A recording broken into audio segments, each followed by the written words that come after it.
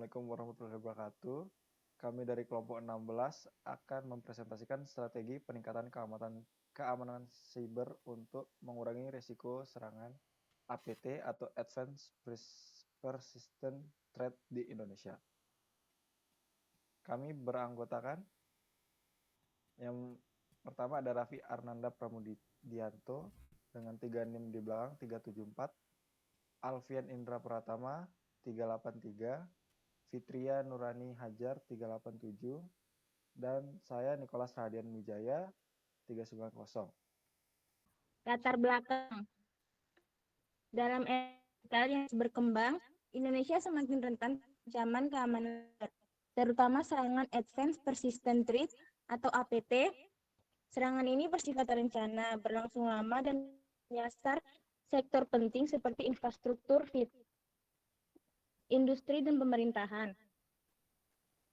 Beberapa contoh nyata seperti serangan ransomware ke rumah sakit pada tahun 2020, spionase cyber terhadap lembaga pemerintah pada tahun 2022, hingga ancaman APT pada industri penting pada tahun 2025 menunjukkan bahwa risiko ini semakin nyata.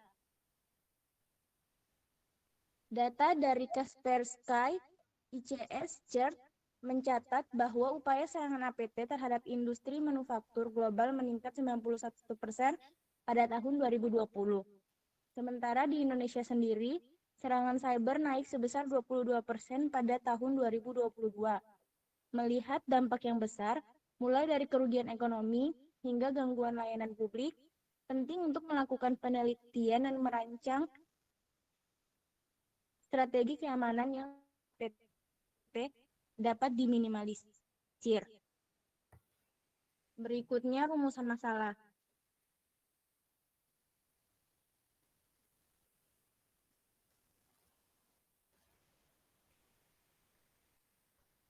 Satu, bagaimana karakteristik serangan APT yang mengancam Indonesia saat ini? Kedua, apa saja kerentanan yang membuat infrastruktur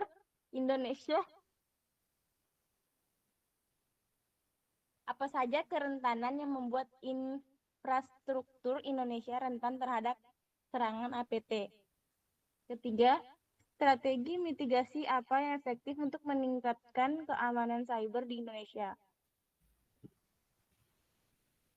Berikutnya tujuan.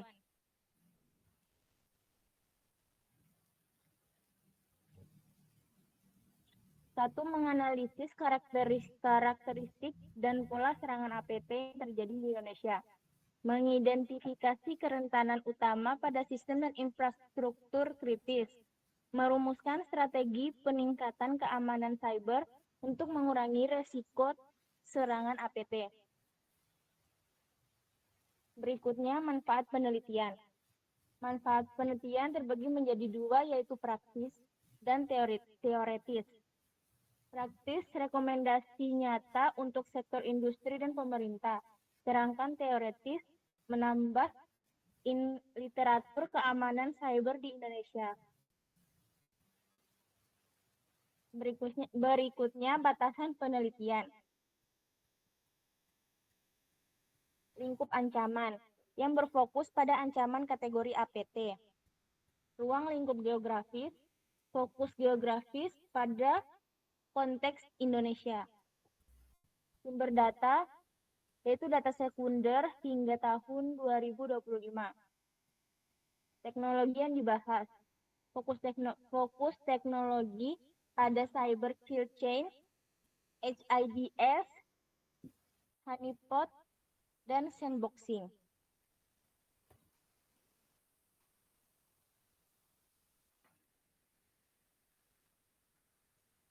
Berikutnya kita akan masuk ke dalam kajian teori.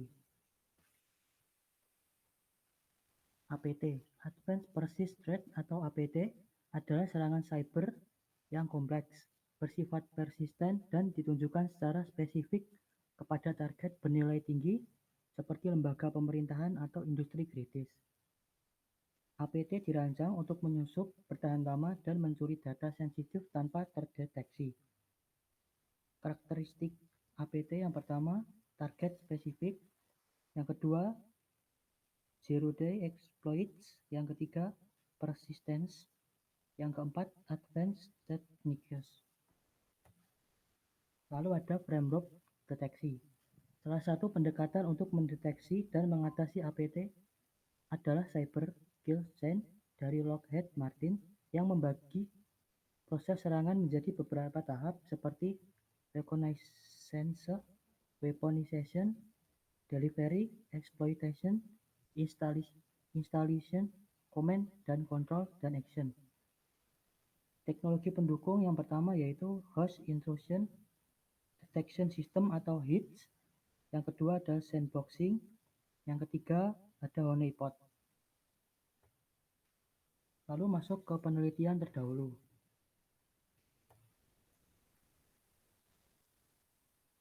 Studi di dunia. Yang pertama ada Operation Aurora, yaitu serangan ke Google dan Adobe. Yang kedua ada Stuxnet, target fasilitas nuklir Iran. Yang ketiga ada Fox-Kitten atau APT-33, APT-34, yaitu menyerang industri minyak, gas, dan telekomunikasi lewat celah VPN dan RDP.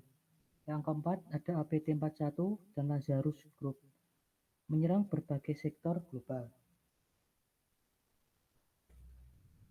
Lalu studi di Indonesia. Yang pertama ada peretasan BPJS Kesehatan, 279 juta data bocor. Yang kedua ada registrasi SIM card, 1,3 miliar data bocor. Lalu yang ketiga ada APT lokal, malware diplomatik dari Cina.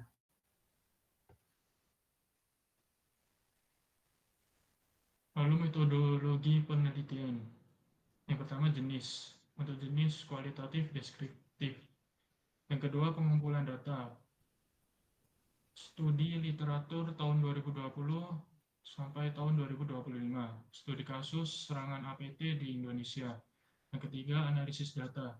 Analisis tematik dan interpretasi kualitatif. Yang keempat perancangan. Framework strategi atau defense in depth zero trust. Selanjutnya perancangan sistem strategi. Yang pertama defense in depth, perlindungan berlapis. Yang kedua zero trust arsitektur, never trust always verify. Yang ketiga early warning system berbasis threat intelligence.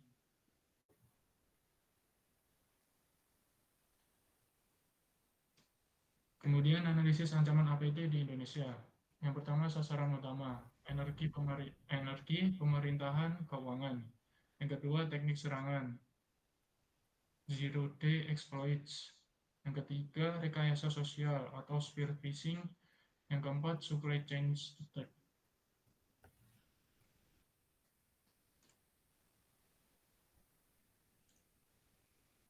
Kasus serangan APT di Indonesia. Yang pertama BPJS pada tahun 2021. 279 juta data bocor, eksploitasi kerentanan sistem.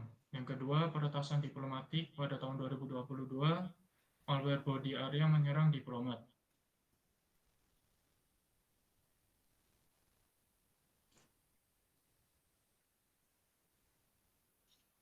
Berikutnya identifikasi kerentanan. Yang pertama, rendahnya kesadaran keamanan. Yang kedua, tidak ada zero trust. Yang ketiga, segmentasi jaringan lemah. Yang keempat, deteksi ancaman terbatas. Yang kelima, tanggap insiden lambat. Strategi mitigasi APT. Ada awareness dan training, implementasi zero trust, segmentasi jaringan, dan access control, advanced threat detection, incident response plan atau IRP, dan terakhir continuous threat intelligence. Awareness training berfungsi untuk meningkatkan kesadaran karyawan terhadap APT melalui pelatihan rutin. Implementasi zero trust arsitektur tidak mempercayai siapapun secara default, validasi setiap permintaan akses. Network segmentation dan access control membagi jaringan menjadi beberapa segmen dan mengatur akses berbasis peran.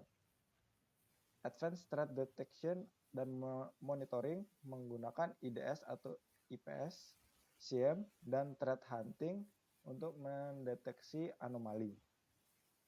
Incident Response Plan atau IRP menyiapkan prosedur respon insiden cepat dan efektif jika terjadi APT. Continuous Evaluation dan Threat Intelligence meninjau, memperbarui, dan menganalisis ancaman baru secara berkala. Selanjutnya adalah anggaran. Dalam pembelian literatur jurnal referensi yang menggunakan 5 unit dan biaya per unitnya adalah 150.000 dan total biayanya 750.000. Akses database keamanan cyber premium 1 bulan berbiaya 500.000. Konsumsi diskusi kelompok dan FGD 4 kali yaitu 200.000 per unit. Transportasi narasumber atau observasi lapangan 3 kali 250.000. Percetakan dan pengerdaan laporan 5 kali biayanya per unit 100.000 dan akomodasi dan penelitian operasional totalnya 700.000. Selanjutnya, kesimpulannya, penelitian ini bertujuan untuk mengidentifikasi ancaman Advanced Persistent Threat atau APT di Indonesia serta merumuskan strategi mitigasi yang efektif. Berdasarkan hasil analisis dapat disimpulkan bahwa ancaman APT berkembang cepat, kerentanan utama sudah diidentifikasi, diperlukan strategi mitigasi berlapis dan adaptif. Sekian dari kelompok 16, kami mengucapkan terima kasih.